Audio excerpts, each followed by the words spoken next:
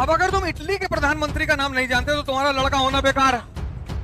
मोदी से सब रिश्ता बनाना चाहते हैं, सब मिलना चाहते हैं। तुम घड़ी घड़ी लड़की का मोबाइल चेक करोगे, किसका मैसेज है, किसका फोन है, होगा भाई किसी। स्त्री को जो सबसे ज्यादा चीज प्रिय है धरती पर वो है आजादी, और आजादी सिर्फ ताकतवर आदमी ही दे सकता है। कि जबरदस्ती है, इमोशन है, आंसू गिर रहा है।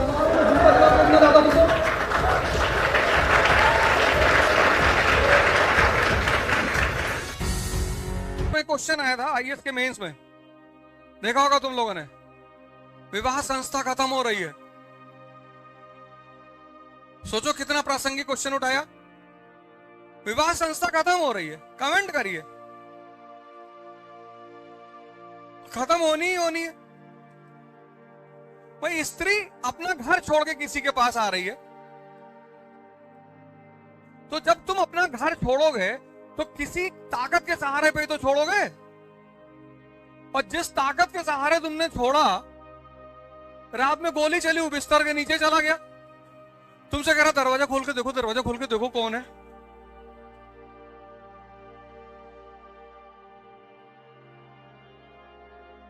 विवाह संस्था कोलैप्स नहीं करेगी।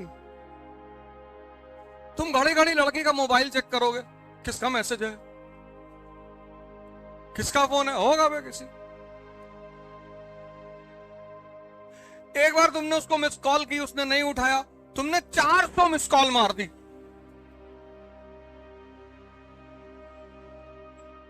अरे तुमने एक बार कॉल किया, उसने नहीं उठाया, कोई बात नहीं, अब अगले 15-20 साल मत मिलाओ। जो 20 साल बाद तुमको मिले अपने बच्चों के साथ कि पापा मुझे जबरदस्ती बाहर लेके गया, कोई बात नहीं, रिलैक्स। तेरे 2 हैं, हाँ मेरे 6 हैं।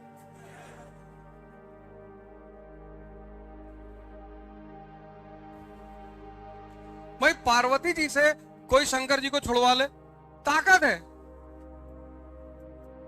शक्ति ही तो है। जहर पी गए, यहां आज का लड़का 1 गिलास दूध पी जाए, डायरिया हो गया, कह रहे जी वो दूध हजम नहीं होता, तब काहे जिंदा हो।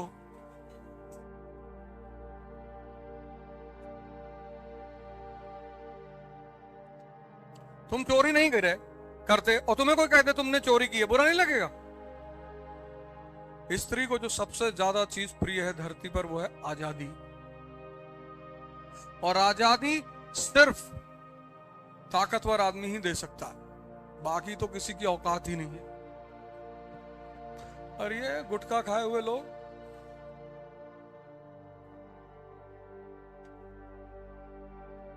बादाम का साबुन लगा रहे, बादाम का शैम्पू लगा रहे, बादाम का तेल लगा रहे, खा रहे हैं गुटखा। इस कंट्री में सबसे ज्यादा बिकने वाली क्रीम पता है? Fair and handsome. Fair and lovely नहीं, फेयर एंड हैंडसम, मर्दों वाली क्रीम। मैंने जब उसका डाटा देखा कि दुनिया भारत की सबसे ज्यादा बिकने वाली क्रीम फेयर एंड हैंडसम, लड़के ले आ रहे। मैंने कहा चलो ठीक है, लड़कियों की पॉपुलेशन थोड़ा कम है, आज क्रीम लगा रहे हैं, कल फिर लिपस्टिक लगाएंगे, नेल पॉलिश लगाएंगे। बाहर की कंपनियां कुछ भी ऐड करती है इस कंट्री में, कुछ भी। वो एक डीओ है उनका एक्स, उसका ऐड कर दी। एक लड़का कॉलेज आया, पहले दिन उससे कोई लड़की बात नहीं कर रही, दूसरे दिन वो डीओ लगा के आ रहा है, परियां गिर रही है आसमान से।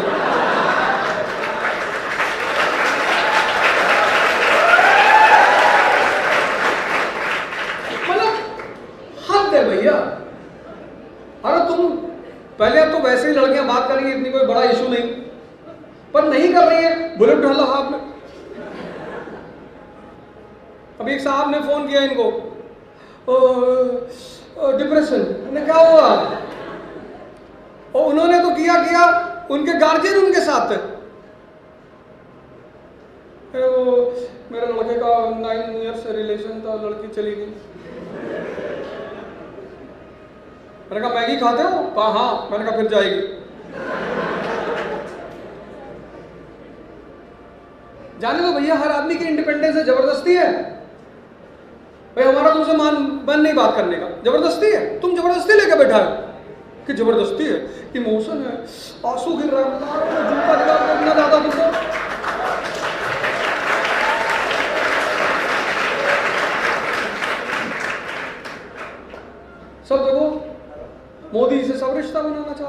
सब मिलना चाहते हैं। तुम इसको देख के समझते नहीं कि पावर मेन चीज है, अचीवमेंट मेन चीज है, तुम उस पर ध्यान ही नहीं देते। सूरज से आंख मिलाने की हिम्मत कोई नहीं करता। चंद्रमा पे कोई कह रहा प्रेमिका है, कोई कह रहा भिखारी है, कोई कह रहा मामा है, सबने रिश्तेदारी कर ली चंद्रमा से। रात रात भर बैठ के चंद्रमा देख रहे हैं।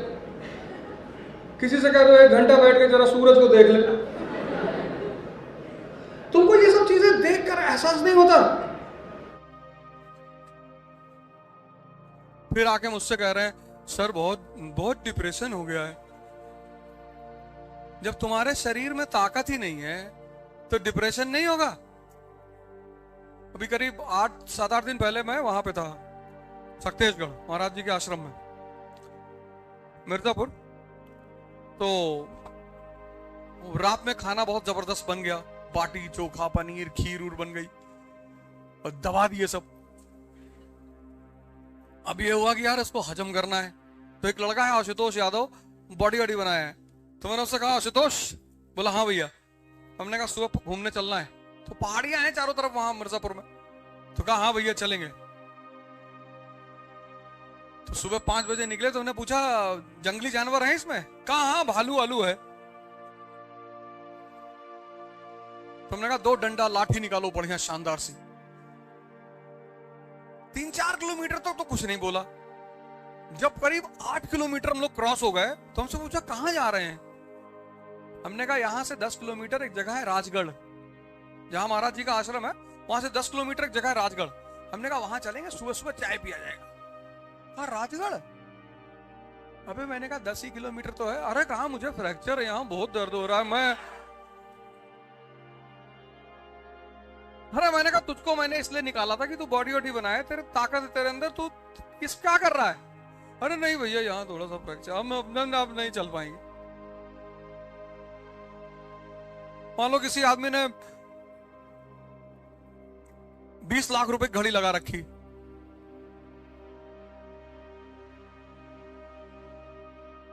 20 लाख की, और वो 2 किलोमीटर पैदल नहीं चल सकता, तो तुमको उसको भिखमंगाई का अंदाजा नहीं होगा। उस 20 लाख की घड़ी लगाने का क्या फायदा जब आदमी 2 किलोमीटर पैदल ना चल पाए? मेरी नजर में अमीर आदमी वो है जो कम से कम 50 किलोमीटर पैदल चल सकता है एक राउंड में, जो कम से कम 50 बार सूर्य नमस्कार कर ले, जो दिन में कम से कम 25-30 राउंड गोली चलाए एयर गन वाली। इससे बड़ा कॉन्फिडेंस बिल्डअप होता है। तो अभी प्रैक्टिस करोगे तो असली वाली मिलेगी, तो मजा बहुत आएगा।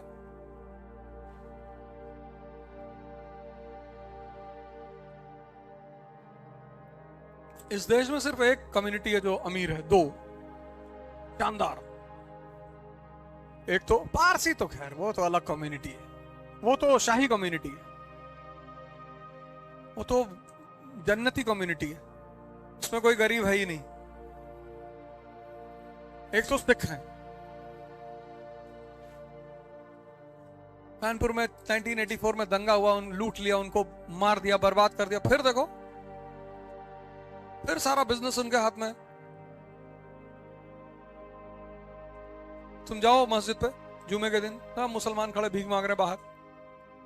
तुम मंगलवार को मंदिर पे चले जाओ, सब हिंदू खड़े होकर भीख मांग रहे हैं। तुम गुरुद्वारे जाओ, दिखाओ कोई सरदार बाहर खड़ा होकर भीख मांग रहा हो।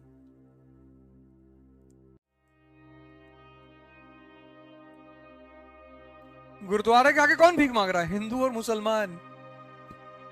और वो देते हैं, भगाते नहीं। वो मस्जिद के आगे मुसलमान भीख मांग रहा है, हिंदू के आगे, मंदिर के आगे हिंदू, लेकिन गुरुद्वारे के आगे सरदार भीख नहीं मांग रहा। मैं करोल बाग जाता हूं बंगला साहिब गुरुद्वारे की तरफ से, किसी सरदार को मैं वहां नहीं देखता भीख मांगते हुए। और सबसे ज्यादा इस देश में रायता ये हिंदू मुसलमानों ने फैला रखा है। इनको कुछ नहीं पता अपने धर्म के बारे में। दोनों को खत्म है, दोनों। इसलिए हमसे दोनों बहुत नाराज रहते हैं। बहुत उल्टा सीधा बोलता है। उल्टा सीधा? तुम भिखमंगे।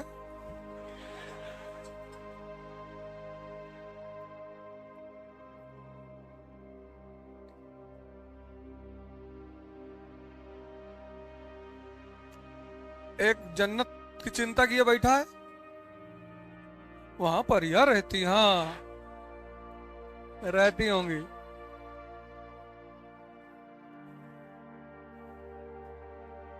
नीचे वाली सलमा तुम्हारे साथ रहने को तैयार ही नहीं है।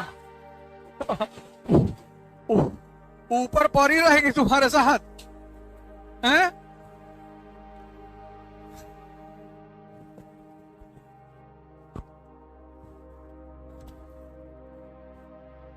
ऊपर परी रहेगी।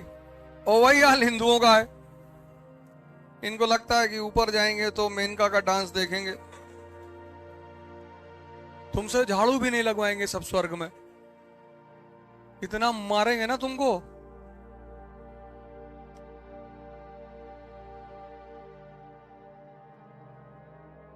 यहां देखो औरतें कैसे नीचे फैट फैट मारती अपने आदमियों को।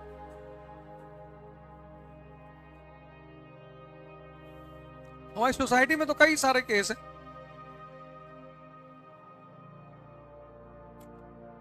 अरे हमको मार दे तो लटका दे फिर सीधे उसी दिन। हमारी अम्मा ने हमको नहीं मारा, छोटे से तब मारती थी, अब जब 10th में आ गए उसके बाद नहीं मारा। उसके बाद उनको लगता था कि मार दिए तो गड़बड़ हो जाएगा। टीचरों ने नहीं मारा। 11th में हमारा जब मन करता था बैग लटकाते थे, कोई पूछता ही नहीं था कहां जा रहे। बाहर निकले, सिगरेट लगाए, चले आप। टीचर पढ़ा रहा है, समझ ही में नहीं आ रहा कुछ, खुद ही पढ़ा रहा है 45 मिनट। ये जा रहा है, ये ऐसे हो रहा है, फ्लूइड डायनेमिक बर्नौली प्रिंसिपल, हाँ ऐसे ऐसे बता रहा। कुछ समझ में ही नहीं आ रहा, कुछ पलटता ही नहीं था दूसरी तरफ कि कुछ बता दे। तो हम कहा जब खुद ही को पढ़ा रहे हो तो पढ़ा लो। जब अपने ही पढ़ा रहे हो, बर्नौली प्रिंसिपल बर्नो, और हमारी तरफ टीचर देखता था, हम समझ जाते थे कि हमसे कह रहा है कि भैया तुम चले जाओ, क्योंकि हमें तो घर में कोई मारने वाला था नहीं। पिताजी पूछते थे और क्या हुआ, अरे मैंने कहा मन नहीं, हाँ बोले जाओ गांव चले जाओ। गांव चले जाते थे शाम को, न मचान था, वहीं अपना बैठे, ठंडा वंडा कटाई में तो पानी वानी सप्लाई करवा दिए, खेत में गांव में रहे। और गांव में सब 2-3 हमारी उम्र के लड़के थे, वो सब बेचारे स्कूल जाते ही नहीं थे। लेकिन जब टीचर अच्छे मिले पढ़ाने वाले, एम्पैथी सर, क्या पढ़ाता था वो आदमी, एच एस उपाध्याय सर। मतलब मेरा मानना ये है कि जो पढ़ा रहा है आदमी ना, उसको इस बात का हमेशा ध्यान रखना चाहिए कि यार जो मैं बता रहा हूं वो चीज समझ में आ रही है कि नहीं आ रही है। और पढ़ाई को क्रिएटिव होना चाहिए।